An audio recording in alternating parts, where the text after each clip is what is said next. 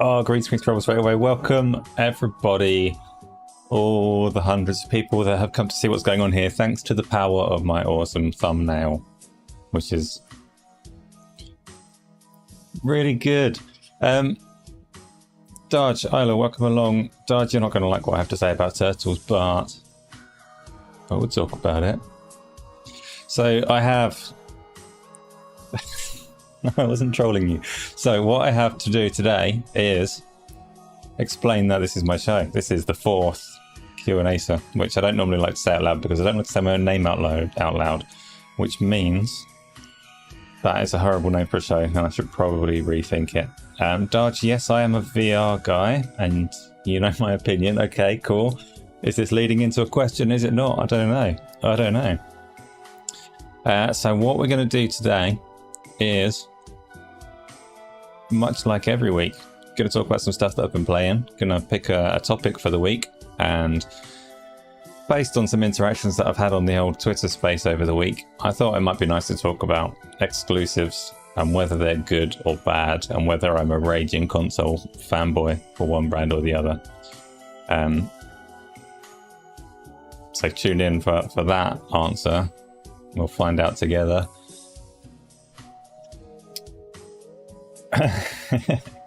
You can, Dodge, you can.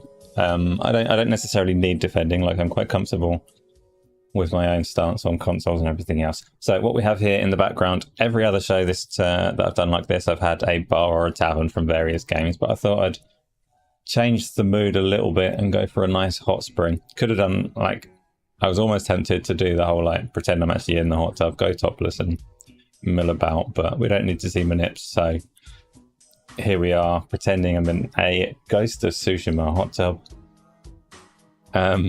With the music, as requested by Isla, it is the soundtrack from Klonoa, and I did feel very betrayed about an hour before the show, because I was assured that this game has a really good soundtrack. I've never played any of the Klonoa games, but I was like, okay, I'll go and get the OST from YouTube, nice and easy. And I checked some of the comments on this OST, and they were very supportive. They said... There was a comment on there that said, this is my favourite game soundtrack ever alongside Halo. So I was thinking, hey, this is a Halo quality OST. It's going to be great. Everyone's going to love it. So I downloaded it, set it all up with my background for the stream, and got the audio monitoring so I could hear it. And it was the worst set of noises I think I've ever heard. Worst set of noises I've ever heard. So I removed that and went on and found a more curated list, which I've not actually listened through at all, so hopefully it's not going to be terrible. But a more curated list of songs that people actually like. We can fight about it if you want, but we'll see. The music's playing and we'll see what people think as it plays through. George, see, the other part of this show is it's just me talking to people. So if you have a question about VR, you can bring your own topic. So finish your thought. You mentioned VR, you said you know what I think. Not everybody knows what I think, so ask that question and maybe I'll be able to tell other people. That's my name. You have a question? Dodge has a question. If you're watching this after the fact, then the length of pause here isn't my fault. Questions coming. Then we'll get into some games and stuff. Why am I so gorgeous? Well, should have known something like that was coming. Moving swiftly on, I'm going to talk about some games that I've been playing. So, green screen. So, I have been playing a few things, some of them on stream, most of them not. I'm still playing Shining Resonance Refrain, which is... I spoke about playing this a couple of weeks ago. I'm probably about 40 hours into it now. A couple of weeks ago I said I probably wouldn't recommend it. Yeah, just keep the question coming. I'll get to it in a minute. I said I wouldn't really recommend it unless you're really, really starved for JRPGs and really want to play them. I like it a bit more than I did now as I've gone through. What are my thoughts, my genuine thoughts on the resurgence of sci-fi horror? Good question. We'll get to that in a minute and maybe bring some trailers. What is this noise? Blib, blib, blib, blib, blib, blib, blib. That's the music that has been selected. It's alright, it'll pick up. So I've been Shining Resonance Refrain, which is probably first came out on maybe even the PlayStation 3, I don't know. The Refrain is like a re-release of it with a few extra details if you want them. And it's not a shining game like the ones that I played from my childhood, for sure. It's not a tactics game for a start, so that's disappointing. But the story is unfolding quite nicely, particularly in the telling of the villains. The good guys are pretty... No, I'll get to that, Gilan. I'll read your question in a second as well. So the good guys in this game are pretty cliche and boring, like all overly simplistic good guys. But the bad guys and tales around them, they're a little bit more shades of grey, and haven't finished it yet, but it is kind of interesting despite the weak RPG systems and combat. Question that's just come in, Gilan. I'm not sure I know you, Gilan, so welcome along. Would Sony be better leaving the console space and just becoming a publisher? That is a good question. The console space is still lucrative for them, so the whole concept of making these big games, historically, being a publisher wouldn't have been any good for Sony. They weren't making games for the sake of making profit on those games, because the big budget games that they make in themselves were all pretty high risk. It's a high risk industry in that sense, and they were doing it specifically because their console made them so much money on the side. So you make a God of War or a Horizon. Horizon's a good one as it was a more recent IP. Maybe it completely flops or maybe it's good, but the flops they don't hit as hard because all of these big projects were driven to sell the console, so that everybody playing Call of Duty and whatever else was giving their 30% to Sony. That whole industry is like shifting sands at the moment. So going forwards, you'd have to look at them as, I mean, they obviously are a multi-platform publisher in the movie space and music space. Sony are a publishing label, so they could thrive in that area without the hardware. I don't see it happening anytime soon. I think the services and the hardware together will carry on for at least another decade. I reckon. Rog's back again. Welcome along. We are talking silly games and deep questions about the state of the industry. In fact, let's move on to the question before as well. So Darge, first of all, asked why I'm so gorgeous. Thanks for that. It's not the one I'm looking for. He asked about the resurgence of sci-fi horror games. There's almost too many of them. Thanks for that. Actually, that helps a lot just to get words that they're worth doing. Let's bring up a little... Shall I bring up Callisto Protocol? That's the obvious choice. So the Summer Games Fest in particular... Oh, I left my keyboard far away. Summer Games Fest in particular started off their show with about 6 different sci-fi horror games. So if you really like sci-fi horror games, you're definitely well catered for, which is nice considering there haven't been that many since the days of that other thing, Dead Space. Dead Space 1 and 2 were very much sci-fi horror. Let's have a little look at this while we're on it. Ooh. Darge's favourite was Routine, which I don't particularly get Routine necessarily, but we'll have it on there in the background anyway. So yeah, Callisto Protocol is based on Dead Space, but there's Routine that you like. System Shock as well. System Shock's a good point. That one hasn't been shown recently, but it is on its way. I'm sure there were some others as well. Loads of them. And as a genre of game, Dead Space and Dead Space 2 were really well-received horrors, but they didn't make bank. So EA pivoted that series to be more dude bro action game.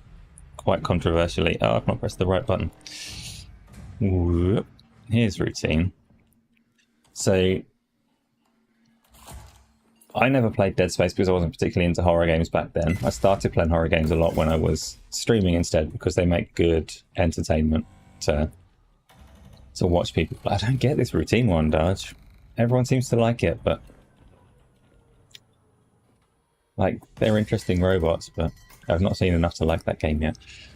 Callisto Protocol looks more my thing. This one, who knows? And obviously, like, part of the reason that these are coming back so strong is the success of the Resident Evil remakes. And I do like the Resident Evil remakes, so that's fine. You think... Ah, shut up, Jeff. Sorry, Jeff started talking to me. The the setting and atmosphere of routine are what you like. See, I found the... Oh, what have you done to me, Isla? The... I can't concentrate with these weird noises in my ears. Yeah, so it has, what's his face, the guy that did the Doom music and some other like really strong soundtracks. And for me, it was kind of a weird like juxtaposition between the music and what's happening in the game. So I wasn't sure about that. G-Land thinks that Callisto Protocol is a potential Game of the Year. I'm not sure how horror games fly for Game of the Year and awards. I can see it being a lot of people's favourite Game of the Year. I guess they've given awards to things like The Last of Us that are like adult themed and all the rest of it, so you could be right, it could be a contender. Still, it's hard to imagine anything taking that from Elden Ring. I know that we've moved on a few months and people have forgotten just how much like positive buzz there was around that title at the time, but it's still got those Metacritic and OpenCritic scores sitting there reminding everyone that it's critically and commercially a ridiculous success. So hard to see anything taking it. Yeah, Darge says that as well. Callisto, yeah, Callisto's too late for Game of the Year. You're right about that as well. Callisto Protocol trailer. Let's have a little look at that while we're going.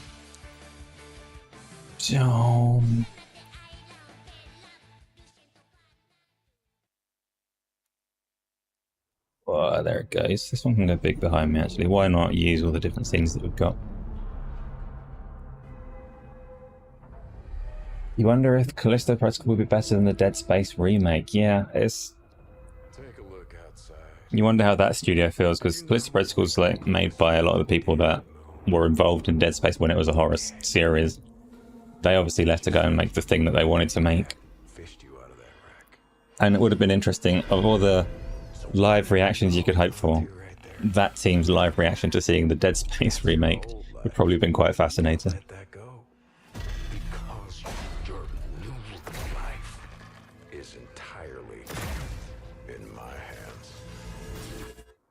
But yes, I'm sure they both feel like they're going to be top space horror games. So no complaints from me. Let me get rid of this little clip a bit. Ooh. There we go. You can see the corner of my room. Yeah, my green screen is inadequate. Did I see System Shock? Have they shown something recently from System Shock? I've not seen anything over the last week or two.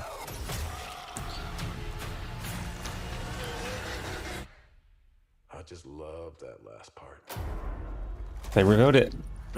What have they revealed? Because they've been making... Oh, at the PC Gamer Show, they've done a proper reveal. The game's not been a secret. We've known that that's been coming for a long time. Let me have a look for that after this, actually, because no, I haven't seen that. So we can watch it together. That'll be sweet.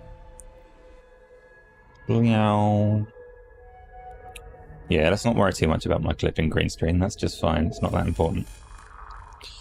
And while I'm looking for that... Oh no, the Klonoa music's back. It's not my fault.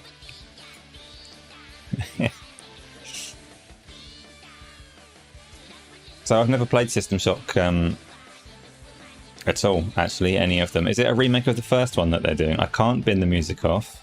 I have to have a background music, and it will stop at some point or improve as we go. Hopefully, maybe. I've made like the minor mistake of, so every week, each show, I'll have an OST, a popular OST from a big game or something like that in the background. And week one, took requests. And the two requests that I've gone through were Stu asked for Nier Automata, put that on in week two, and he turned up and he didn't like it himself. He was like, what's this music? It's the music you chose. And this one is also, obviously, a request from Isla, who says, to everyone, I don't think to me, because it's not my fault, hey, fuck you, Stepping Wind is my favourite song. Is that what was just playing?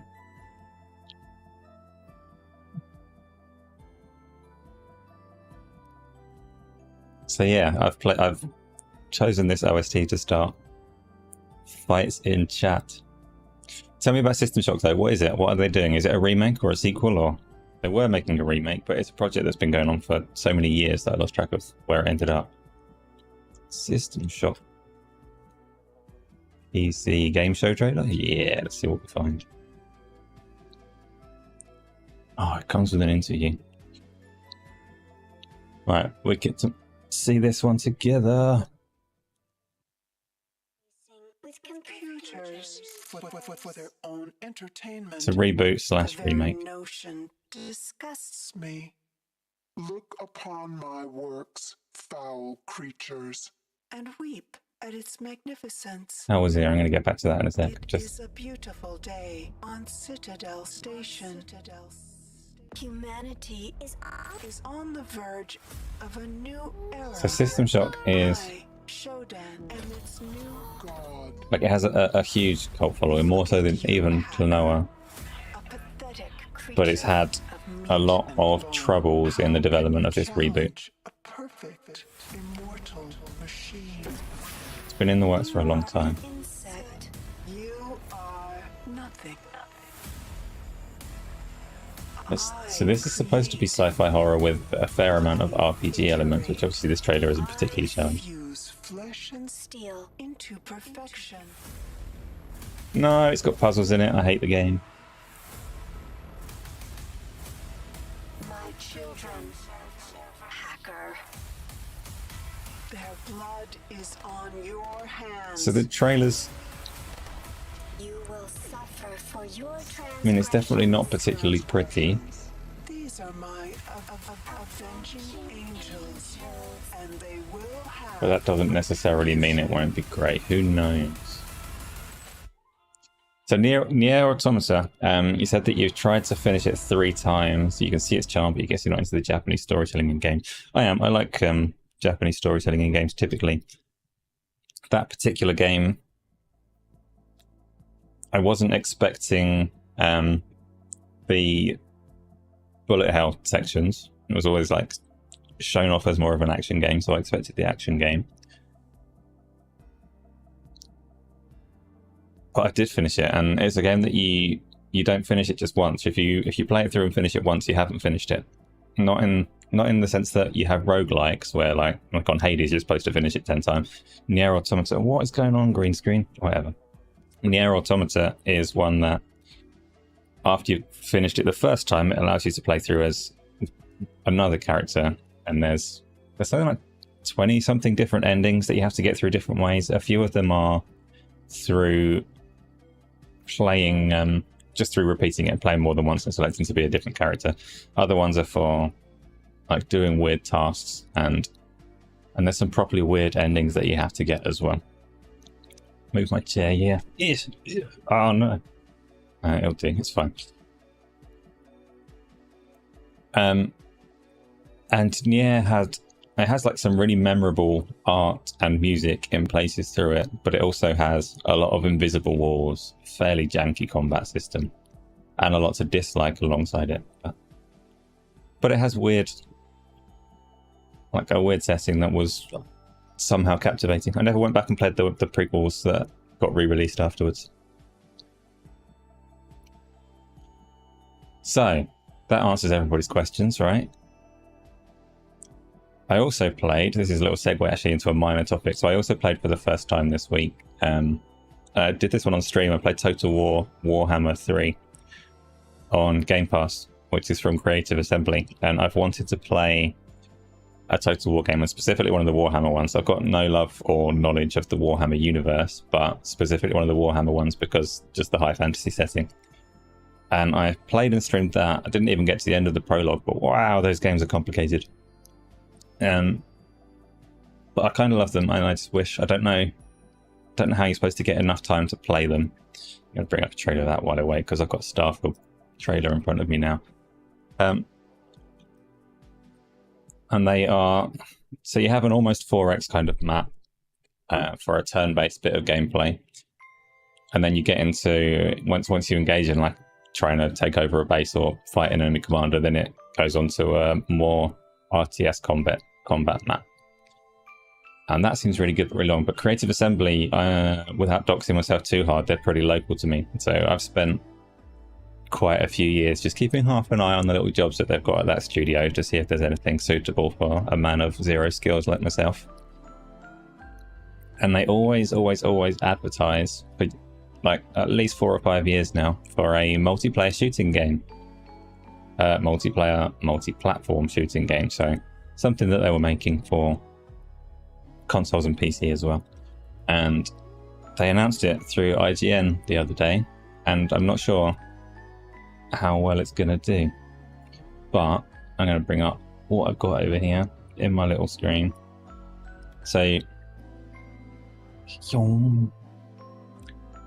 it's called Hyenas.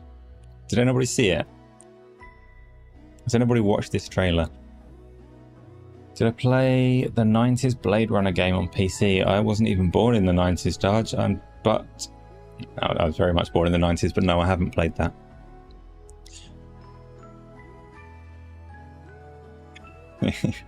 Am I interested in the remaster? I'm not really a big Blade Runner person. Because I don't even know why I'm not. I suspect I would like the films if I took the time to get into them. I probably watched them at some point before I really grasped what was happening. Yeah, point and click detective is also going to be a problem for me. I'm pretty impatient with the way that I play games. So yeah, I don't know why they're remastering that. I can't say it's high on my list of things to do. But you never know. Hyenas, so I've just seen the trailer. Has anyone else seen it or knows anything about it? It looks like, in fact, I'll go straight into the trailer. I've got another website. It describes itself as being like a zero gravity kind of combination between, if you're familiar with these games at all, a combination between, what was that Cliffy B one, Cliff Blazinski, Lawbreakers, that completely flopped as it was a hero zero gravity shooter thing that they controversially only released on PlayStation and PC, but it looks part Lawbreakers and part Hunt Showdown, because it's you operate on teams of 3. There are 4 squads of 3, and you're not so much trying to kill each other as trying to complete an objective within the world or map and then escape and be the winner. So it's got Hunt Showdown vibes in that sense. I'm not a massive fan of Hunt Showdown, but a lot of people do. Trailer while it's going. The trailer is awful, by the way, but I'm going to play it. Trailer, oh, not like that. Where's my full screen options? Oh, fuck you. So, hopefully you can already see that the trailer is a bit weird.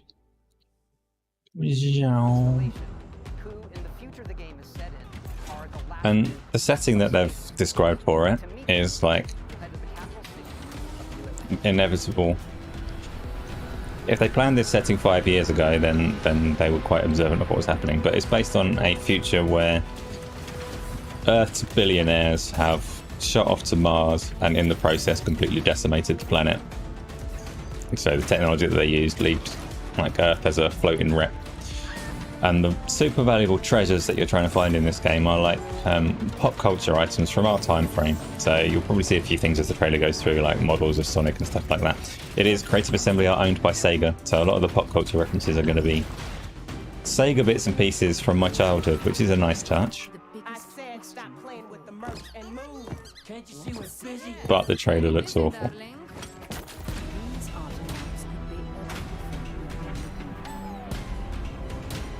Still epic merch. There we go. Sonic and a Rubik's Cube. Very.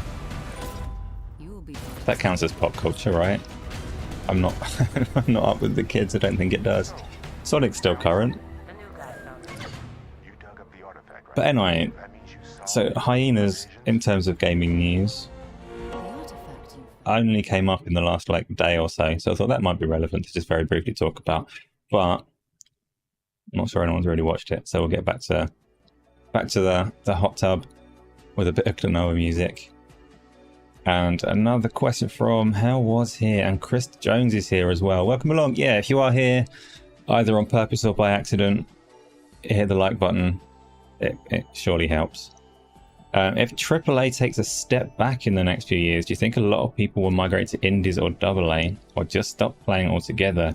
You're trying to transition to indie and trying new stuff. First question back at you. Why do you think the AAA would take a step back in the next few years? Like, is there something behind that part of the question? The indie versus AAA question is difficult. So my own personal view of games is I really wish that more games would be made for passion and then priced according to what they are. In the AAA space, you always get this sense that they set a price point and then they try and build a game up to it, and it's not as cool. But at the same time, a lot of the indie games, I can't pretend that I am as interested as I am in the big budget AAA ones. So I very much hope that those kind of definitions blend a little bit more and creativity becomes more important than retail prices. You're very picky when it comes to indies. You enjoy stuff like Ori, Hades, and some FPS shooter indies like, oh, see, BMP is BPM, isn't it? Those letters are a little bit switched. Bullets per minute. I tried that and couldn't quite get along with it. The Chorus, Medieval, Celico I've not played, Limbo, Moons of Madness, Sinking City. So there's a place. So Hades is a phenomenal game. Like I adored Hades and played an awful lot of it, and it's super polished and just fun. And other games need to look to it and take lessons sooner rather than later, hopefully. A good example of an indie game that is just slightly short of where it needs to be is Severed Steel, if you've played that. And I do recommend playing that. Severed Steel was like really fun. Really fun. I bring up a trailer for that one here. But the storytelling in it is a bit of a letdown, to be honest. So if Severed Steel had like a slightly bigger budget so that they could marry their passion for gameplay with a more refined bit of storytelling, then that would be an awesome game. As it happens, it's just a bit of fun for a couple of hours, and I do recommend it if you can get hold of it. Severed Steel. It has a launch trailer. Here we go. Let's have a little look. The launch trailer might make you think that, oh, what have I done? No, that's all right. The launch trailer might make you think that there is some story in there. There's not so much, but what it features is very slick gameplay that the AAA space hasn't matched yet in terms of the way that you can move and traverse the levels. The way the game works, the whole time you're what it calls stunting, the whole time you're wall running or sliding or flipping through the air, you effectively can't be shot, so you have to keep moving like that. And it's also got a fully destructible environment.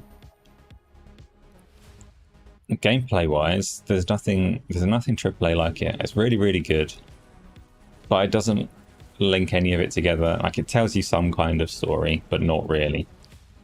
And if they could just marry that up, it would be perfect. So my favorite indie games are any that involve stealth mechanics. That's why I like this one so much. If you try and stealth in this one, you're just going to get your ass kicked.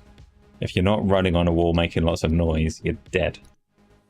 But you need to, like, everybody should spend some time with indie games because there are fantastic ones, and they do have, like, it's again like a thing lots of people say, but it's so true, that it's where real creativity is, where the risks are.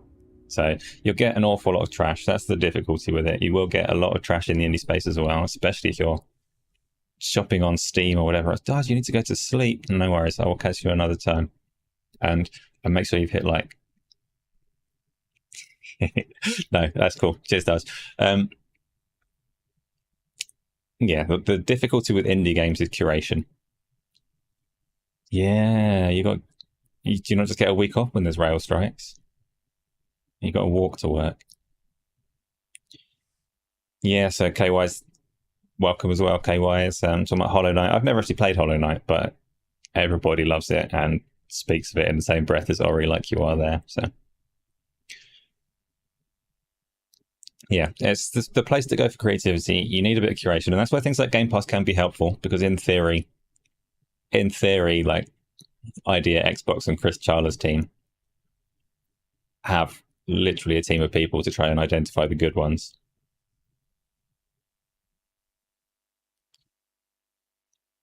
So yeah, it's keeping an eye. I mean, you get breakaway hits like Valheim as well. I've never played Valheim, but last year when that came out on Steam, it had like millions of people that did discover it and make it absolutely huge.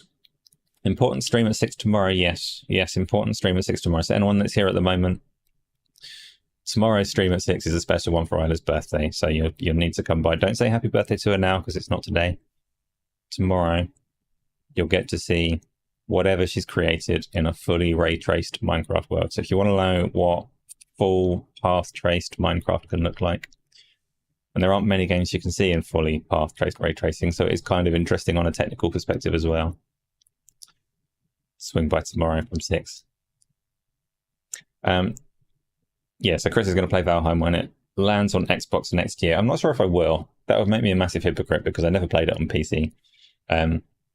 It's like a survival game, so a massive time sink, which is quite hard to get at.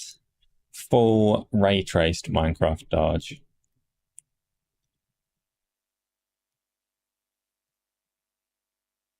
Which still needs a little bit of testing before we go, but yes, that is the plan.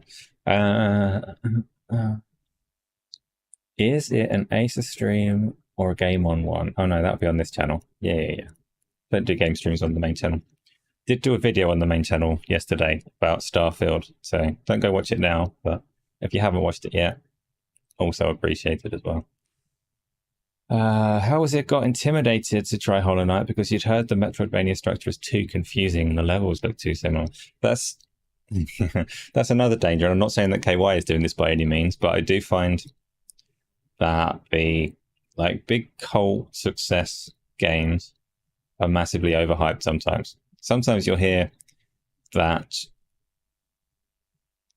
Turtles is a good example. Best game in the world, apparently. Most fun you'll have all year, I've been told. Not even the most fun that person was having, but the most fun that I'll have all year. So I was told. There was Death's Door last year as well, which was quite nice. Not a horrible game. But you get this influencer space that massively overhypes these things like they're the best games ever. Ever.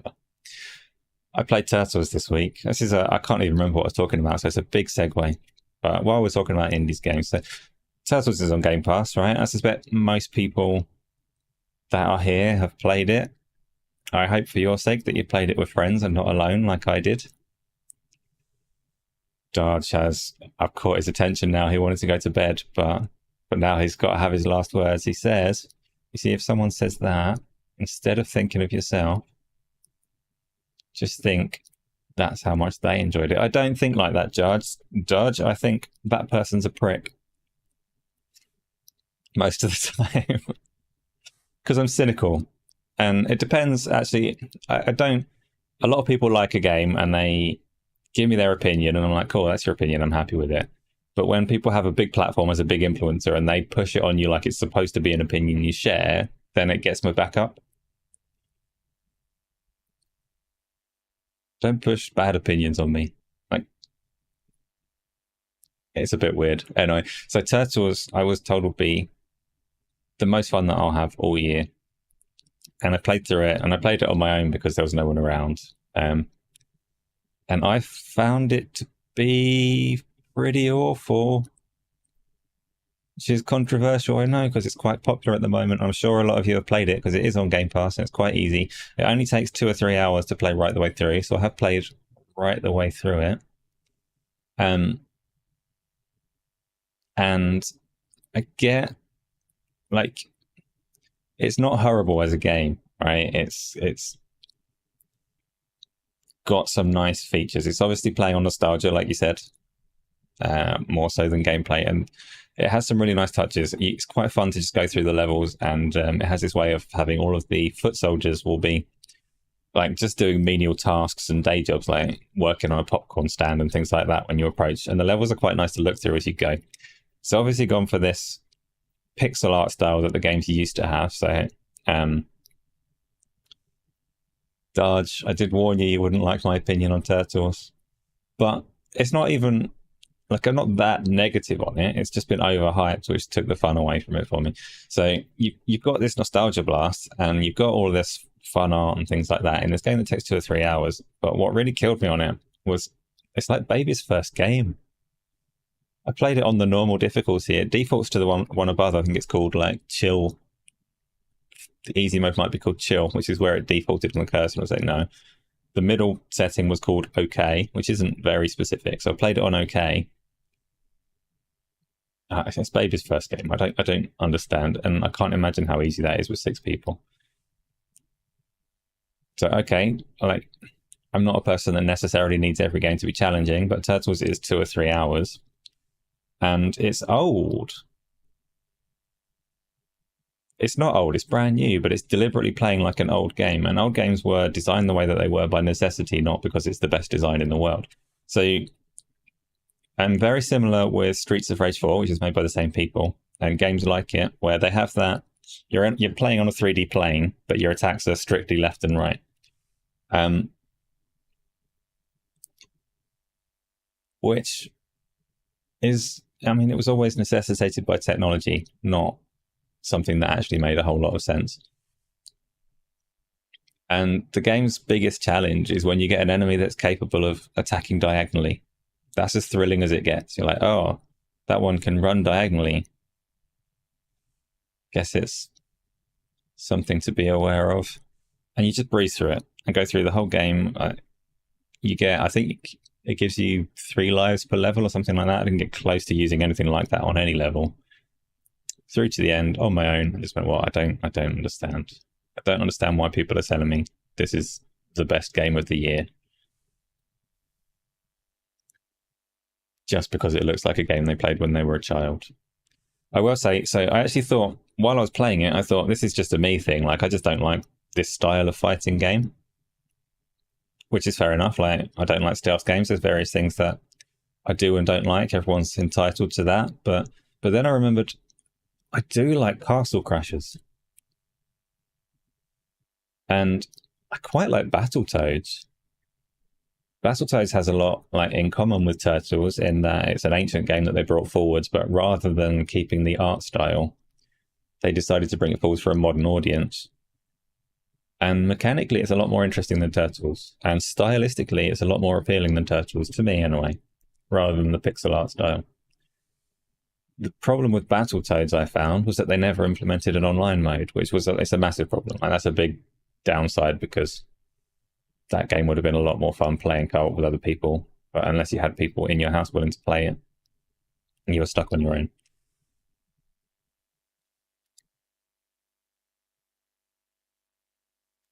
So, Chris Jones, you don't have any affinity for brawlers, but you've downloaded it because it's in Game Pass and lots of people are banging on about it. It's just like exactly that. Definitely do that, play it. People are banging on about it. Here comes the Klonoa music again. Sorry if it's a bad track. I can't actually hear it this time. The monitoring of the OST on this is a little bit dodgy. Sometimes I can hear it and sometimes I can't. On this one, I'm afraid I'm only inflicting it on you and just assuming that it's really good. KY said, if you think the reviews are bad, wait for the GoldenEye remake reaction. Yeah, yeah. I mean, that's going to be divisive if they actually remake it and keep it how it was. GoldenEye definitely does hold up. Tony's here, and yes, Tony, I'm on live chat. Welcome back along to another one. Hope you are well and have finished Turtles. How was it? Streets of Rage 4? So how was it? The Streets of Rage 4 was visually amazing, but the gameplay barely evolved also. And it gets really old doing that same 3-hit combo over and over. It's fun when you were 12, but you doubt this is for the Fortnite crowd these days. Yeah, and you've actually possibly said the most positive thing that you can say about these games, because I always hear people say like, but like Halo has to evolve to get the Fortnite crowd. And like, no, it doesn't. The crowd that liked Halo 20 years ago are mostly still alive. Like, I'm still feeling relatively healthy. I was going to say I've got money. I don't really have money, but that's a problem with the AAA space. When you talk about creativity and risk and all the rest of it, like we were talking about for indie games earlier, it is a problem that the AAA space feels that they need the broadest audience. Like, there's enough games that you can target a mature audience, right? There must be. You don't need the Fortnite audience. Plus, like, most of that audience are pretty busy with Fortnite and Roblox already. So, make games for us, please. It is a concern, though, and Like, the industry that we love doesn't need us at all. Tony is the first person to come along and express like positive sentiment probably about the OST that's playing. So I'm glad it's all working out. Yeah, I think David Jaffe actually said something similar on Twitter the other day, like, we're not the North Star for the games industry anymore, so we can kick and scream, but ultimately if the mobile audience and the Fortnite audience is where the money is, then that's what games are going to be made for. And that's my overarching concern with the Game Pass stuff that's good at the moment, but I don't know where it goes. Halo doesn't need the Fortnite audience because the Fortnite audience only want Fortnite. Exactly, Chris. Like, why chase that audience? They're busy and occupied. It's not even that. It's not why chase that audience. Like, by all means, put your feelers out and try and get that audience. But don't try and give every game to that audience. Like, we're still a valid market that you can be profitable making games for. I'm sure of that. But anyway, yeah, us not being like that important where games are made. On XNC on Monday, so Gaz and Colt had Destin on, and Destin asked Gaz and Colt a would you rather question, because Destin's been playing Diablo Immortal and acknowledging the terrible like free-to-play microtransaction practice in that game. And he asked Gaz and Colt, like, if you had to choose, every game is like a complete $70 retail game with no free-to-play elements to it, or every game is free-to-play, which would you rather? Would you rather all games were like proper paid-for affairs, or would you rather all games were free-to-play with incentives to spend money? And it's a shame it's not that simple. So both Gaz and Colt, I think, both said they'd prefer everything to be like a full-priced game, because they are of the same like gaming mind as me, in that the nagging incentive to spend money ruins the experience of gaming. That's why I am so against those mechanics.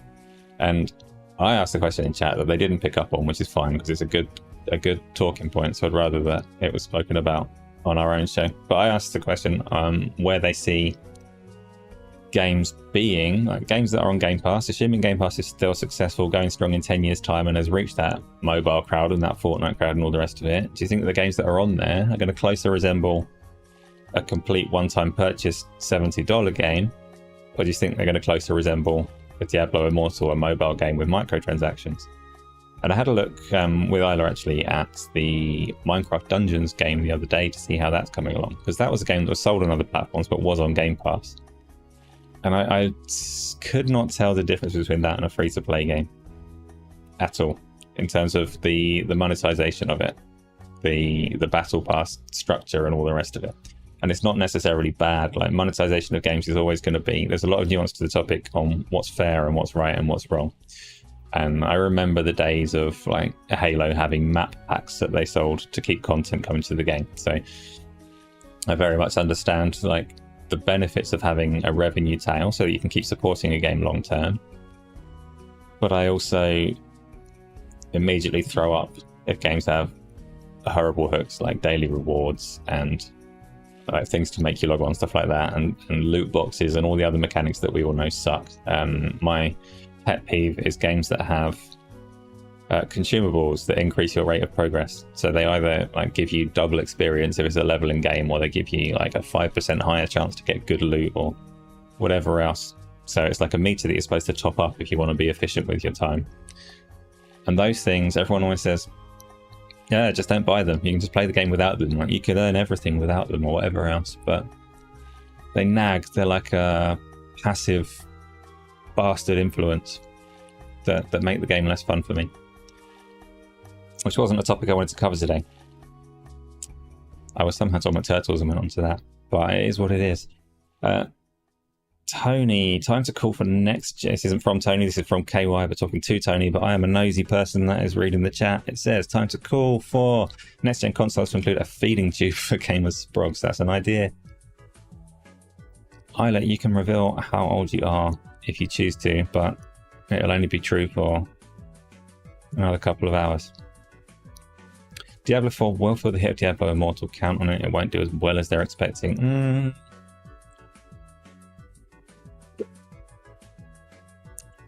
I don't know about that. It's definitely made people like me more apprehensive of it, but not in itself. So Diablo Immortal has obviously come out with terrible monetization, but I also remember that Diablo 3 was pretty controversial when it came out. So Diablo 3 launched with a real money auction house, which was quite a pioneering idea.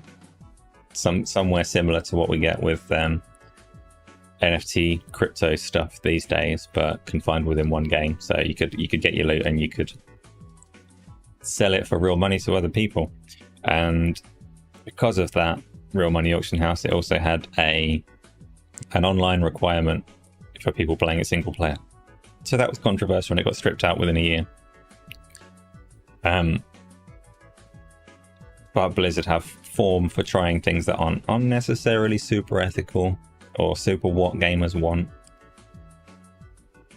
And then you look at the way they monetize World of Warcraft and their continued efforts into free-to-play with so Hearthstone's pretty successful in the free-to-play space. Diablo Immortal might be pretty successful, despite being one of the worst examples that people are coming across.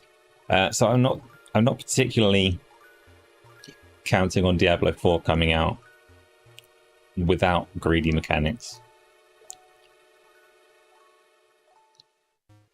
because Blizzard have form for it. And obviously by the time that game actually comes out, Blizzard will probably be part of Microsoft, but I don't think Microsoft will have...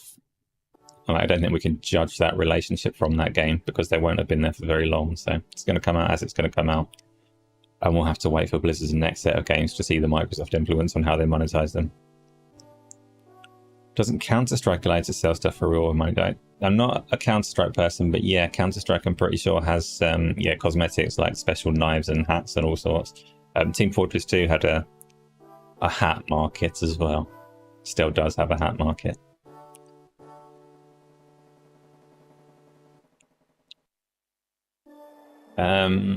What was the other topic though? So my view on Turtles, yeah, it's not terrible. I'd like to play it multiplayer at some point just to see if it is more fun, but keep your expectations in check before going into it. All you really get there is a bit of nostalgia. Keep an eye on the backgrounds, look at all the funny stuff the foot soldiers are doing, but definitely don't expect a challenge. Definitely don't believe the people telling you it's the best game ever. You just go play it and make your own mind up. I also wanted to talk about, so on Twitter this week, don't know if anybody happens to follow me on Twitter, but I was attacked mercilessly for like a whole day, and I engaged in it more than I should. I actually read these nonsense fanboy bullshit posts for a lot of the day and wasted a lot of time. And it was all about something that I'd said on Go Live. Made the terrible error of not completing a thought. We were talking about the Final Fantasy VII remake not coming out on Xbox and whether anybody cared. And on the panel... my earphones are turning themselves off. Let me see if I can get a bit of noise. Okay, that rescued it. So the remake, we had on the panel Gaz, obviously, myself, we had Dealer, and we had Mag. And all three of them had said, oh, we don't really care. Alright, whatever, don't care about Final Fantasy, don't like Japanese games. So, my personal stance on it was never that important to me that it comes to Xbox, because I've already got it on PlayStation and played it, so it's not a big deal, but I am waiting on a second playthrough. And what I was trying to say on the show was that I was a little bit disappointed that it's not coming to Xbox. I'm disappointed for other people's sake anyway, because Tony here keeps on telling me that Final Fantasy 15 is the best Final Fantasy, which I can only assume means that he's never played any other one at all. Not a single other Final Fantasy game to have that opinion, so I was hoping for his sake it would come. But also for my sake, I don't particularly like to I've never liked the performance and the performance and quality mode selections that you have to make on console games, because I always see it as like, how bad a compromise do you want to make? Do you want to compromise the frame rate, or do you want to ruin everything else? And this is I got halfway through this thought, And I think it was Dylan interrupted to say something because it was on his show that I'd mentioned this thought before. So he was just acknowledging that, yeah, that's a thing that I've said before. The part of the thought that I didn't express was that for me, my memory, and I didn't remember the numbers at the time, but my memory of the Final Fantasy VII remake, when they started analysing it, when Digital Foundry said like what you get in quality mode and what you get in performance mode, my like lasting memory is that the performance mode was quite a big compromise. So it turns out, I've looked since, but it turns out it's like 1620p instead of 4K. So quite a big drop in resolution.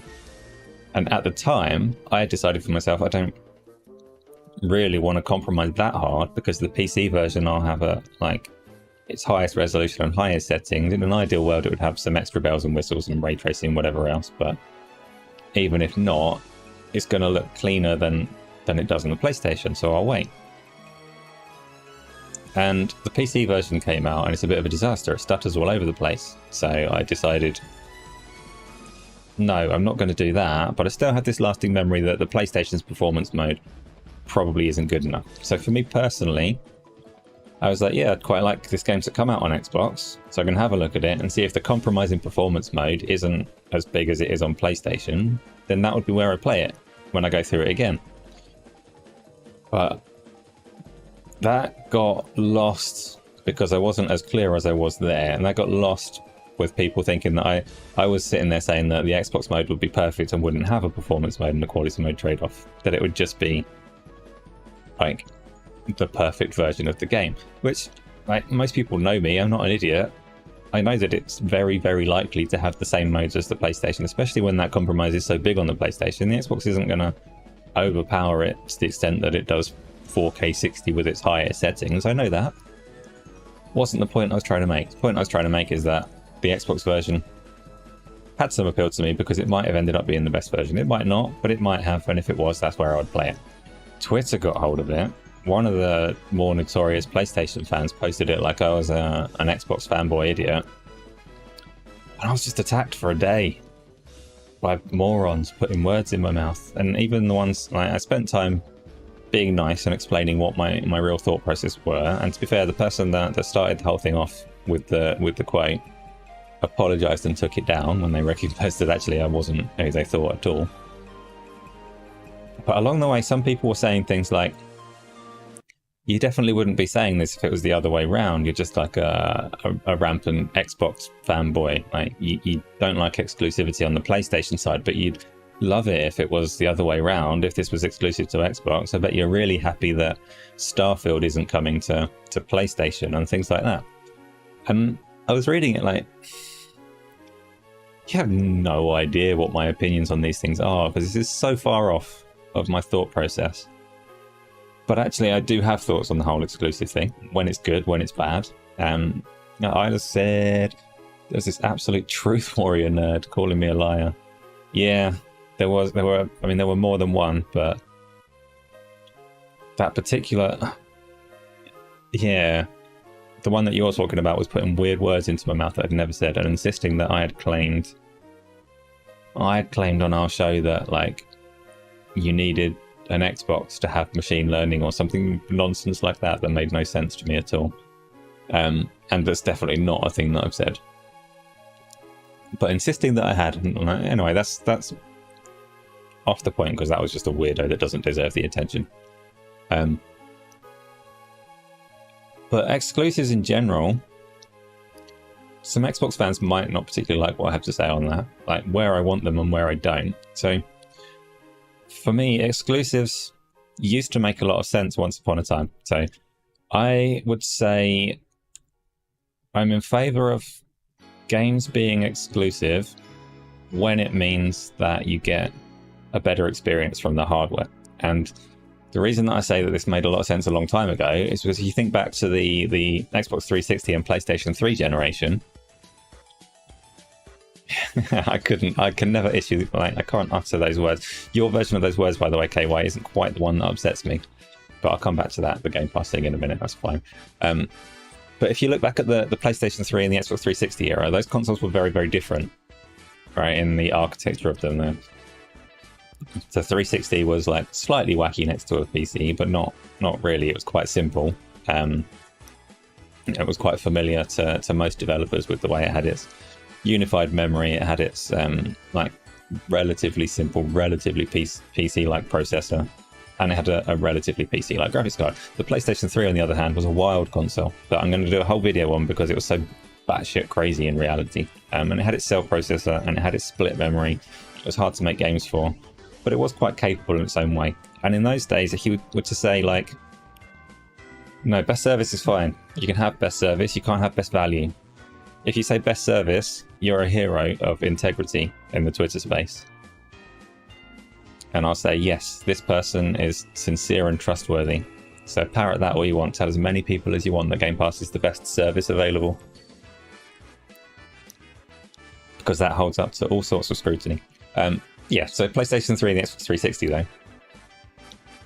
Like, if you made a game exclusive on the PlayStation 3 rather than multi-platform, it was inevitably going to be better. They could do a better job targeting that hardware.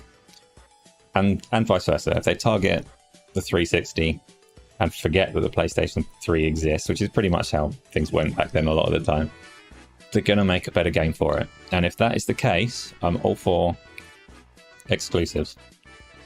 Fast forward to today, when the consoles are really like similar. They have their differences, but they're really similar. Xbox in particular, there is no benefit to games being console exclusive on the Xbox, so I don't care for it. I'll never advocate for exclusive games on the Xbox because it does nothing for me. Because an exclusive game on the Xbox, we all know, is also coming to PC. At least in terms of Microsoft games, it's coming to PC, so it's not laser targeting anything unique in the Xbox hardware. It's essentially a multi-platform game, so that advantage is gone. And I will never sit there and say I hope that Starfield doesn't come to PlayStation or anything else. Switch maybe, because that's way below the standard, and you know the game's going to be pared back if it goes to Switch. But PlayStation 5 isn't going to hold back the Xbox, so I would never advocate and say, oh, I'm really glad that a game's exclusive. There's a little bit more to it in terms of the competition fallacy I'll come to in a minute.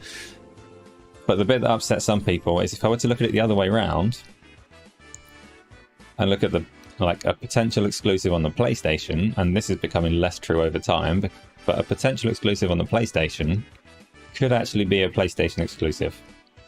Sony don't necessarily make their games multi-platform. They don't necessarily look at the PC, and this is a thing that I don't think will be true for much longer at all. But if you look at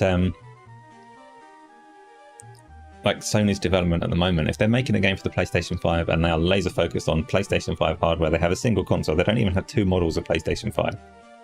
So if you want to see the very best of the PlayStation 5, you should expect that in a PlayStation exclusive. So if I were to ever argue in favor of an exclusive game, it would be that way around.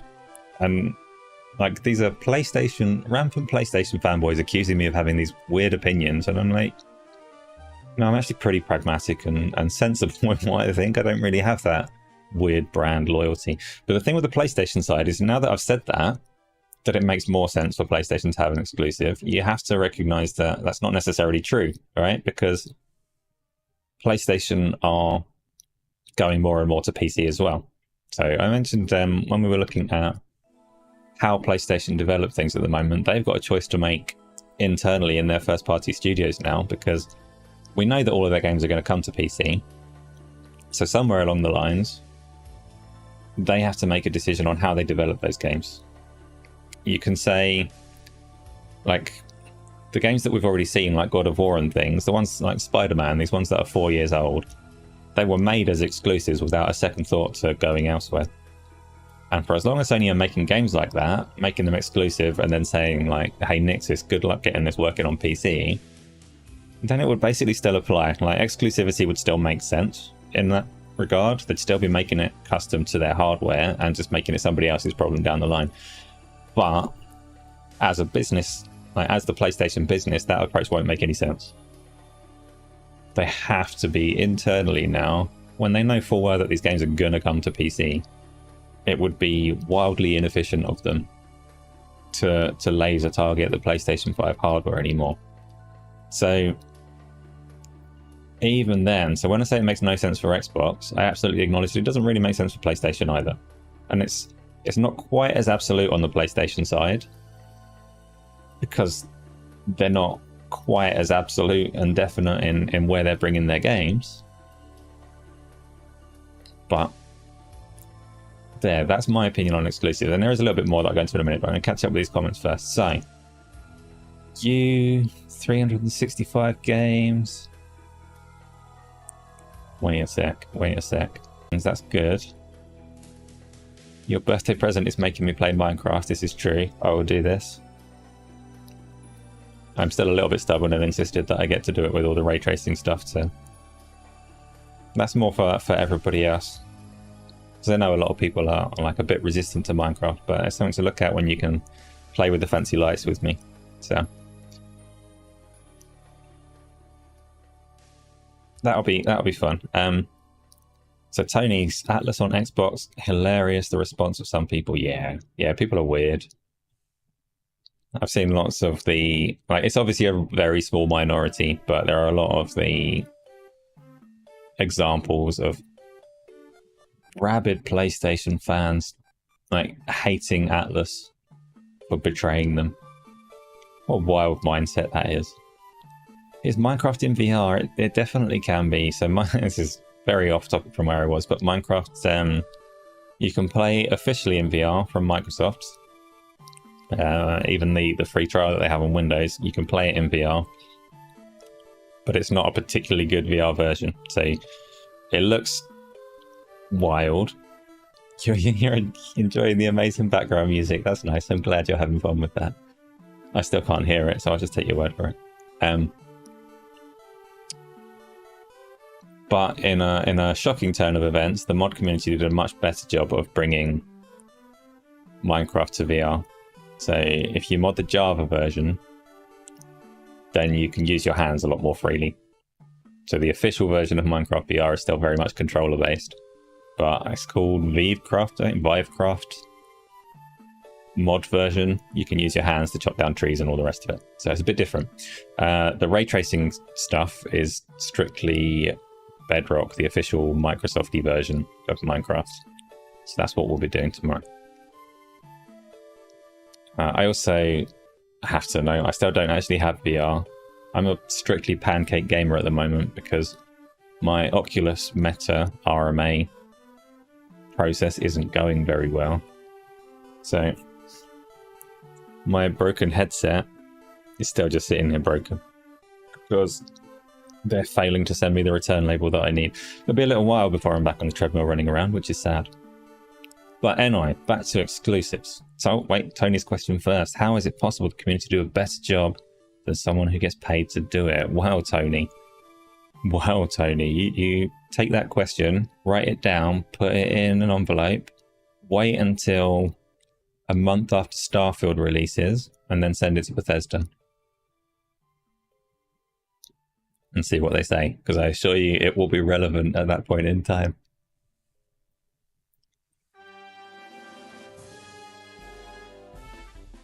Got your kids' school play. Oh, well, I hope that's not terrible to sit through. Okay, I hope your child is present enough or appreciates you being there enough to make it worthwhile, even if they don't have a big part. That's the key to those things. Like, if you go there and your kid doesn't even know if you're there or not, then they're pretty awful. But if your support gets across, that's nice. I hope it's like that. Completely off topic. No, in fact, I'm not even going to go there. I'm not going to go to school place. That's too far off topic. So, you can take a Switch along just in case. Good idea. Other parents might hate you for it, especially if you put the volume up. Maybe play a bit of this Klonoa OST for them.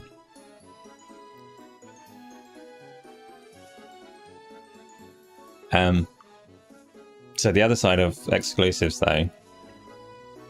So Gaz is obviously very much in favour of exclusives. He enjoys the console war side of it, but there's some grain of truth in it.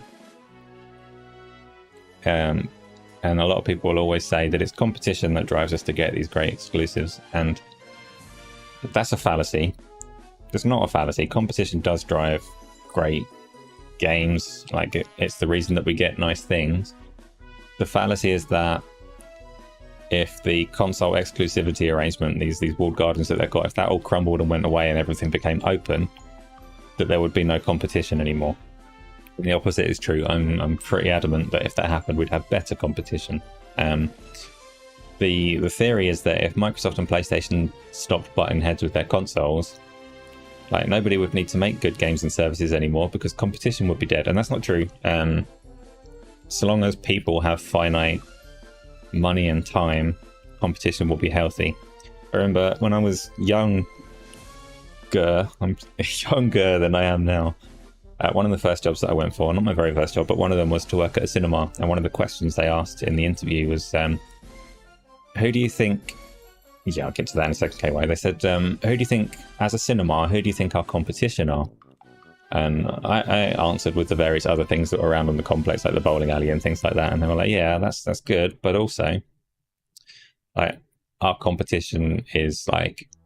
This is probably when Blockbuster was around, so they probably said Blockbuster, but it's also like the gym, and it's also restaurants, and basically anywhere where people can spend their free time and money is competition for everywhere else where that applies, because people can't choose to do everything. So everything is in competition with everything when it comes to free time and money.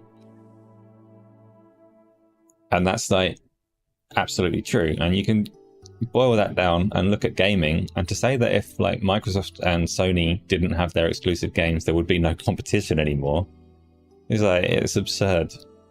Of course there's still competition because we can't buy every game, so they still need to find ways to stand out. And in the hardware space, so KY, you just said there, exclusives force you to buy every system, and you just wish that the pricing on multiplats was more even. As Sony seems to charge less. You can explain that one to me in a minute. I'm not sure about Sony charging less for multiplats, but tell me in a minute. But hardware is, so I had to buy, I really didn't like the Xbox One or the PlayStation 4. I had like a monster PC in 2013 when those consoles came out, and they offered me absolutely nothing. I bought the Xbox One first before the PlayStation 4 because it had Kinect, which is like wild. I know Kinect is Kinect and like a laughing stock. But Kinect was the only thing on those consoles that I didn't already like have better. It was the only thing on those consoles that could bring me something that I couldn't already play. So I was like, okay, in terms of hardware, if you ignore the gaming catalog, much as I'm bitter about how piss poor the console is, Kinect at least does something new. So that was the one that I got first. And obviously that went away and it became a weaker PlayStation 4. But generally, you had to have a PlayStation 4 and you had to have an Xbox, despite both bits of hardware offering very little. So you reckon again, KY, I'm going to come on to that in a minute. So both bits of hardware in their own right didn't really justify the price. They weren't appealing. And that's not so much true with the current hardware, the PlayStation 5 and the Xbox Series X. But last gen, this was terrible hardware that you were forced to buy because of the way that they locked games to that platform. Competition-wise, if those games were out of the equation and everything was open in the way that it is with music and movies and all the rest of it, like, don't have to buy a specific Blu-ray player because you want to watch Marvel films or anything like that. If it was all open, the only way that they'd be able to sell you those consoles would be to make them good. To make them like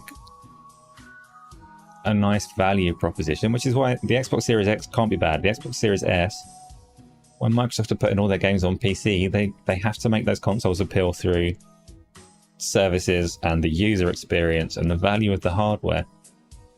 And that's competition. That's like all that I want.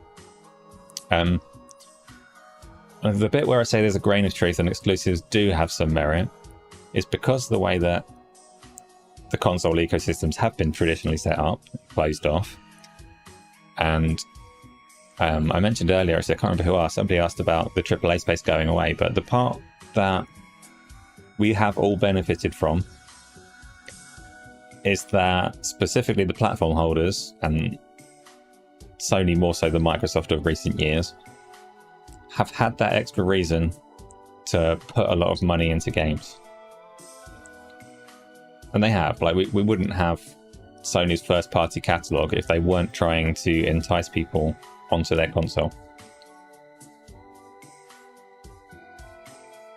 And that's been Sony's whole game plan, is like put these exorbitant budgets into their first party games so that people come into their ecosystem. If we didn't have competition in the way that people talk about it, we might not have like God of War 2018, we might not have The Last of Us in the format that it came out. And it doesn't apply to third party games, like it's a very limited thing, but like Sony's games are fairly unique, and I mean, it might be the same for Microsoft's games like Gears 5 and stuff that have obviously been set up to compete with those Sony games. So while I don't believe that competition will go away, it might historically have harmed the way that those companies invested in their first party IP. Going forwards, obviously in this move towards services that we're getting onto now, they'll still have reason to invest in those games, so that competition will still thrive as well. I don't think going forwards I personally need a single game to be exclusive to one console. I don't think that benefits me in any way, the possible exception of that unicorn game that really takes advantage of a single piece of hardware, and that is a unicorn example. So anybody that's telling me like, oh, you'd want it to be exclusive if it was on one platform or the other, no. Unless it's a unicorn game that's specifically taking advantage of one piece of hardware, I don't want people to be locked out of it. Why would I? It doesn't make any sense to me. And then you can talk to Gaz, and he'll be like, yeah, console wars and source and fight. So like, we're quite different in that.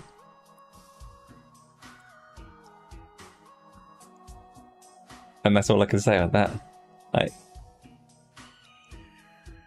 so Chris has never watched a single Dragon Ball. Okay, that's fair enough. That's not what you're talking about. You say about the exclusives need to stay because it feeds the source, and without the source, I'm lost without the source. Maybe.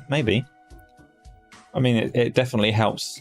It helps the GameOnDaily dynamic that I am so different to Gaz. So like, it might be a little bit disappointing if I brought him around to my way of thinking. I think a lot of people would be sad for that, and I might be sad for that as well. The dynamic that we have being so different, even though obviously I'm right and he's wrong on like most of these things, but it's still a nice little way to bounce things between us.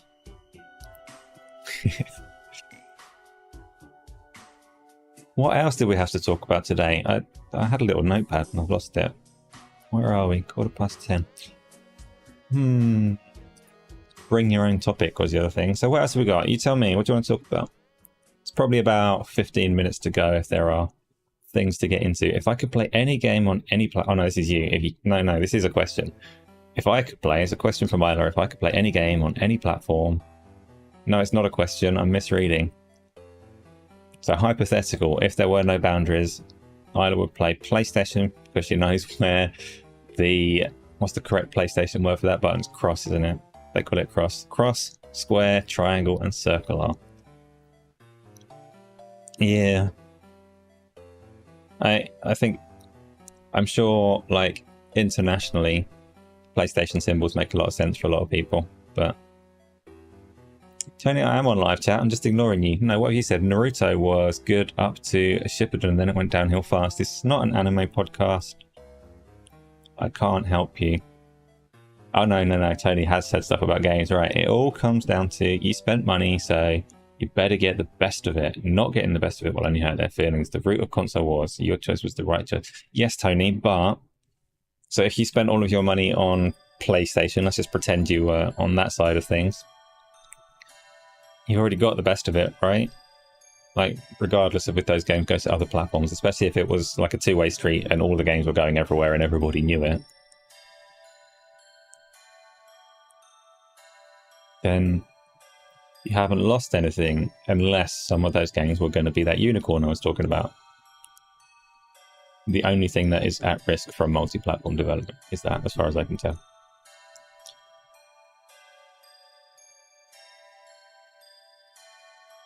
VR and controller. Wait. I've lost something here, but I've seen the words VR. I'm getting it.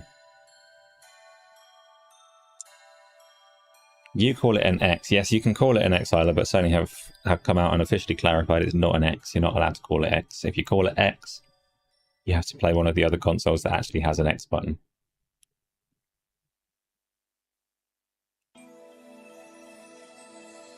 They're quite specific that it's drawn as a symbol, same as the other buttons, and not as a letter.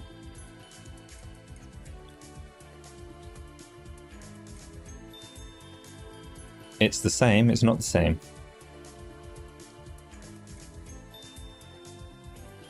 Sony can fight you. Well, yeah. Yeah, I think you're banned from PlayStation now, so they don't need to fight you. It's their console.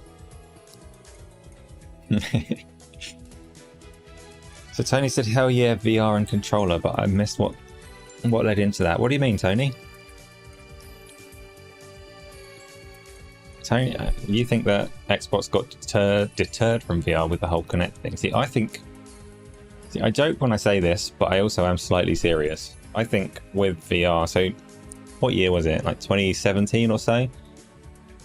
Or maybe even slightly before that. Xbox was still talking very much like VR was going to come out for the Xbox One X. They were like, yeah, it's definitely, the One X is one of the things it's made for. They even had like, there were images of the Scorpio chipset that had VR engraved somewhere on it. And they talked very much like they were going that route and VR was coming. I think Phil Spencer tried it and didn't like it. Or someone, like some team of high influence within Xbox tried it and said, no, this isn't ready, we can't do this, I feel sick now. It might not have been Phil, it might have been like somebody else high up in that team, but... And like I said before, I don't disagree. I don't think VR is necessarily ready for the Xbox crowd or the console space, but I get upset by the lip service there. So they always say, whenever Phil Spencer is asked about VR over the last like 5 years since or 4 years, whatever it's been, whenever they change their mind about it, the lip service is always that they think that PC is the right place for VR at the moment. They're keeping an eye on it, they're supporting it in that space, and they want to see what happens. And to a degree they were doing that. You can get like the Microsoft mixed reality systems and software, whatever, like the platform is decent. Microsoft supported VR in that sense, but they actively stopped studios from putting games on it. So it's the opposite of like a let's see how it does in the PC space and adopt it when it's advanced enough. That's actively suffocating it and making sure that it doesn't get big enough. So the likes of Meta, like Facebook, and Apple and all of these others, and Sony that are trying to push VR are having to push it against resistance from Microsoft, because Microsoft have bought quite a few studios that were quite into VR, that were bringing some of the biggest games to VR, and they bought them and said stop. So that's not seeing how VR gets on in the PC space. That's like stomping it out. And obviously when I love VR like I do, I can only keep calling for Phil Spencer to step down until someone comes along that lets me have it. I want Starfield in VR and I'm not going to be satisfied till I get it. I'm not going to enjoy Forza Horizon or Forza Motorsport 2023, whatever you want to call it. Not 8 apparently, but I'm not going to be able to enjoy those games on a screen when I know what they could be like. Some games are just better in VR, and I'm not. Like, it might sound like I'm pissing on pancake games. I'm not. I play pancake games as well. I like them, they have their place. But VR is just a different experience that, like, I'd like a lot. I like a lot and I want it to come back, or I want it to be big and successful. Your favourite song is playing. I have no sound still. I hope it's not the same favourite song as earlier, because that was annoying as all kinds of shit. If it is the same song as earlier that you said was your favourite, I apologise to everybody else that can hear it. Pancake pisser. Yeah. You hit like again, that hurts my feelings. I know what happens when you hit like again. Try and make it an odd number, please.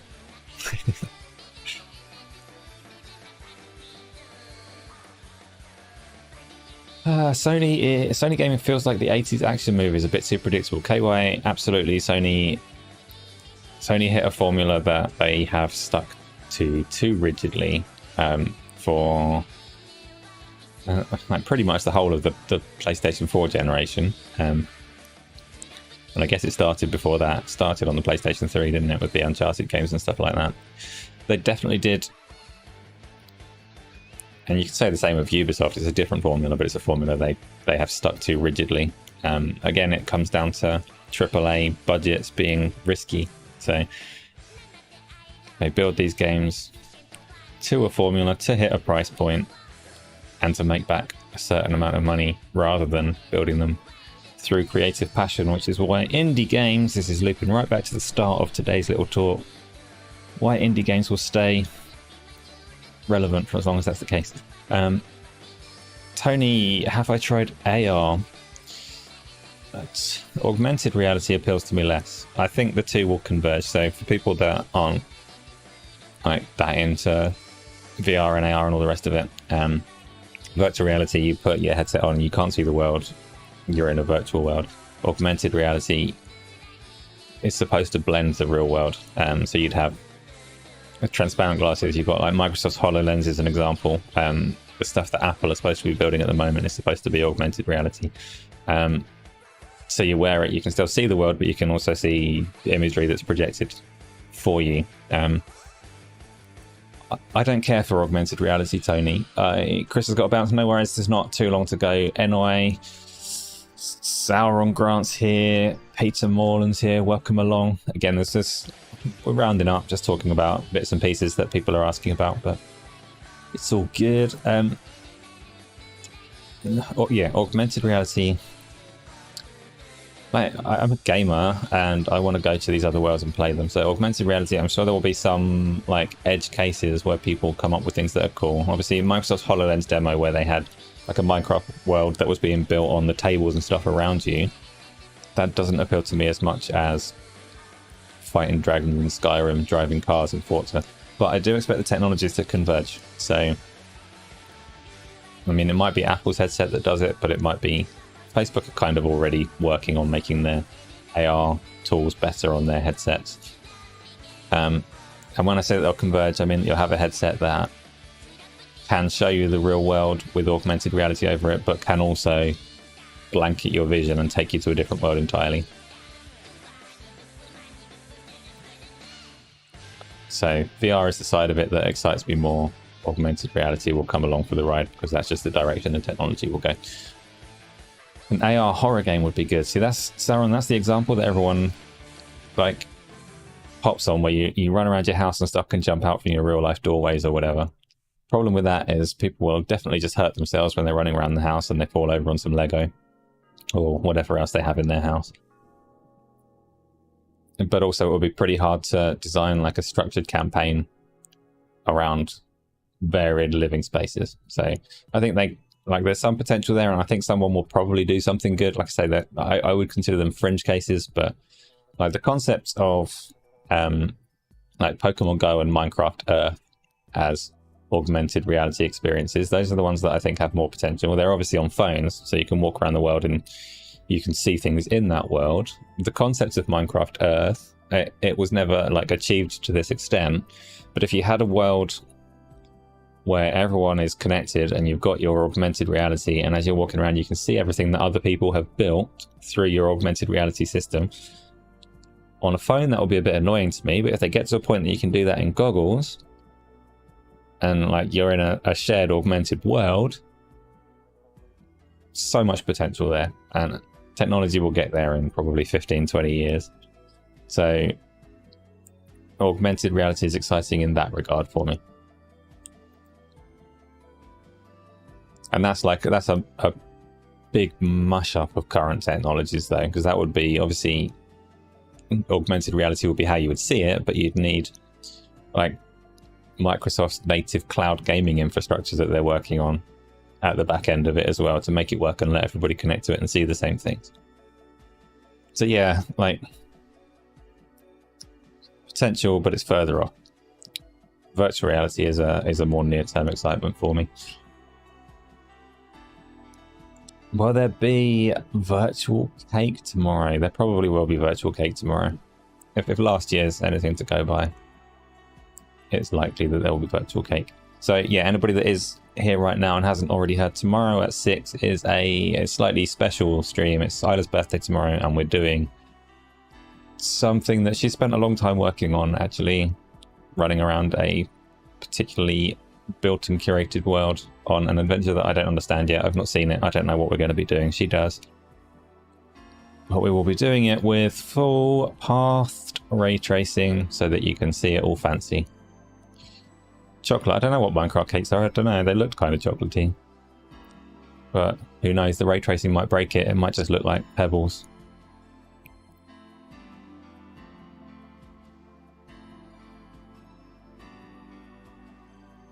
Tony, you're not going to be dead in 10 or 15 years. Don't be so morbid. I've got high hopes for you. You're going to last a long time. We're going to meet in augmented reality. And that'd be wonderful. We'll watch... I don't know. I don't know what we'll watch.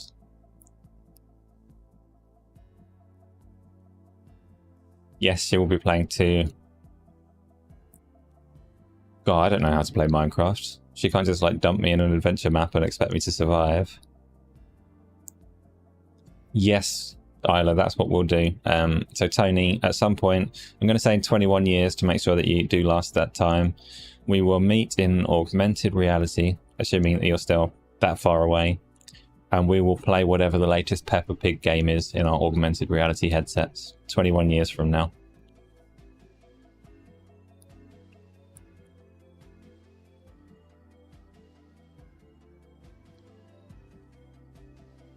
What else? That was VR. That was a topic brought along. Anybody got anything else, or shall we wrap it up there?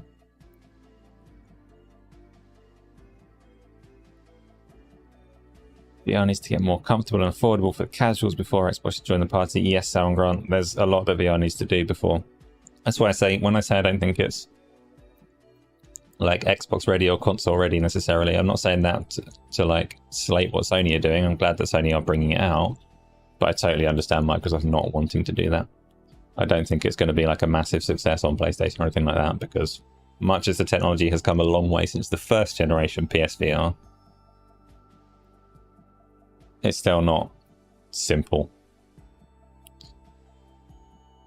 Especially while it's wired. And Sony really should be making theirs wireless. They've got the technology in the box to do it, so I'm hoping that that's still a thing that happens. COVID, monkeypox. We could all be dead before Wolverine comes out. Sauron Grant, you can come to our Peppa Pig party in 21 years' time.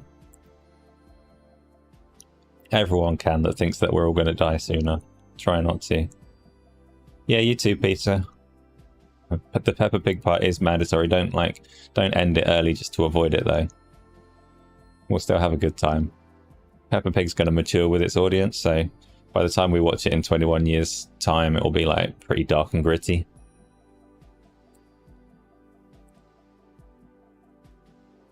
After low yields of the PlayStation 5 chip, how likely is it that they could shrink it? I don't think it'll be shrunk anytime soon. No, it is going to be shrunk. I don't know what's going on, actually. I've not followed what's going on with like wafer fabrication, because those numbers don't interest me because I don't understand it. Like, I don't understand how the roadmap of it is so consistent. How they manage to shrink technology on a consistent basis over time doesn't make sense to me. I don't understand it. I don't like it. It's spooky. They know that smaller is better. We presumably don't have the means to make smaller 1 year, but absolutely on schedule within a year or two, we somehow have the means to make things smaller than before. But only a certain amount, not like leaps and bounds. Suddenly it's a whole new era. Why don't they just make the smaller workers now? Yeah, get child labour, that's what they're doing. Got to get that training program down to smaller and smaller hands. 21 years, you'll be in your 80s. That's cool. You'll be fine. Peppa Pig will be for you by that time.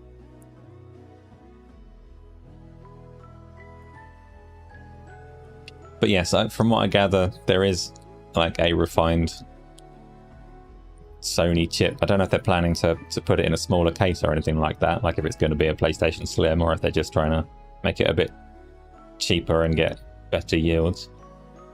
That's why I had the Skyrim post there. I'll still be like running around in Skyrim and will probably die in that world. Probably in like a horrific treadmill accident. Tomorrow. Not tomorrow, I've not even got VR, I'm safe, don't worry. But yeah, Skyrim, I mean, there'll probably still be people modding it in 50 years' time.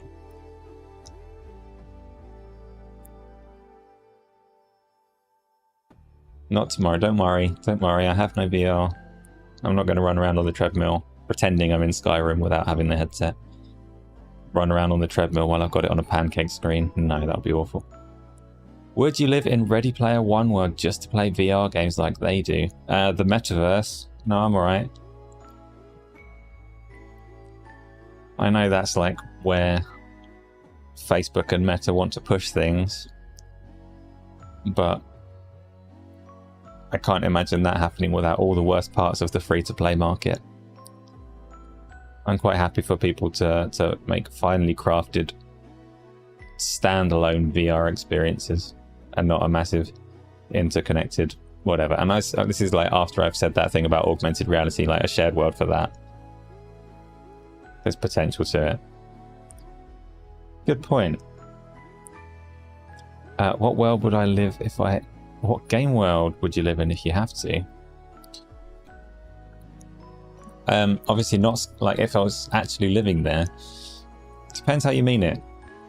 If you mean what game world would I live in, like what game world would I stick a VR headset on and play forever, that's a different question to like a hypothetical if you actually had to live there and survive in real life. Because like I could play Skyrim forever in VR, but I sure as shit wouldn't want to actually live there. Because there's dragons. Live there like it's my real life. Probably one that doesn't have dragons. Can I go for like Overcooked or something? That seems fine. I don't know Overcooked's world, but it's got food in it. I'll just like stay there and eat the food.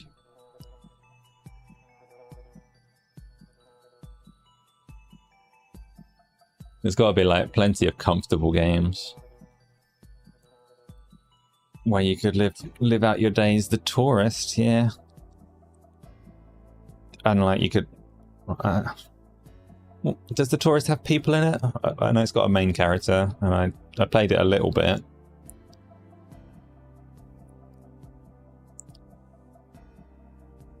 You can be a bear or something. Well, if you can choose to be one of the animals, then maybe I would go for Skyrim, as long as I'm like more powerful than the dragon. Overcooked has crazy moving platforms and fire everywhere. Okay, KY, you've convinced me not to go there. A more gentle cooking sim. What's the one? There was an Xbox showcase where they had some awful looking game, but they interviewed the devs for like half an hour, it felt like. And it was just a cooking game where you had to put like dumplings in a bowl or something. But it wasn't fire and moving platforms everywhere. It was pretty safe, pretty mundane. I reckon I could live in a game like that. Like, as an answer, that means I would survive.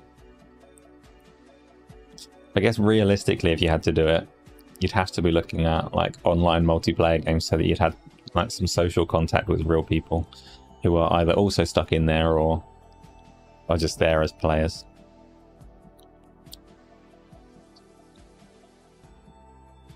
I don't know. I'm not going to overthink it, but Animal Crossing New Horizons is good, but after a while everyone just repeats their dialogue. That's why you need a multiplayer game with other people in the same predicament as you.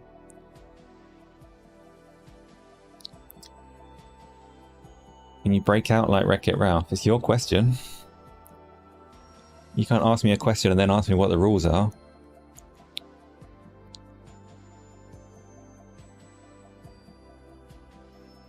That happens in real life. People run out of dialogue and just keep saying the same things again and again.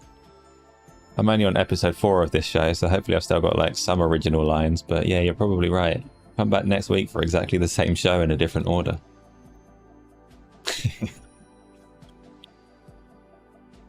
And on that, this is about the right intended length for this one. So, the internet broken by my enemies? It better not. Yes. Right. I just hit my microphone, but I am going to close it off there. So I will say thanks again for all the people that are here right now or watching after or have been and gone, for stopping by and talking to me and making it entertaining. Next up is there's the Minecraft stream tomorrow. Obviously, that's at 6 o'clock. So Isla's birthday stream. Try and stop by and like say the happy birthday stuff and talk to us if you have the time. And then there's Saturday's Go Live. And next week's schedule as usual. This one will be back on next Thursday as usual. Microphone, but yeah, I hit the microphone. What do you mean again, Tony? What are you talking about? I will not be doing that for you. And that's the end. GameOnDaily.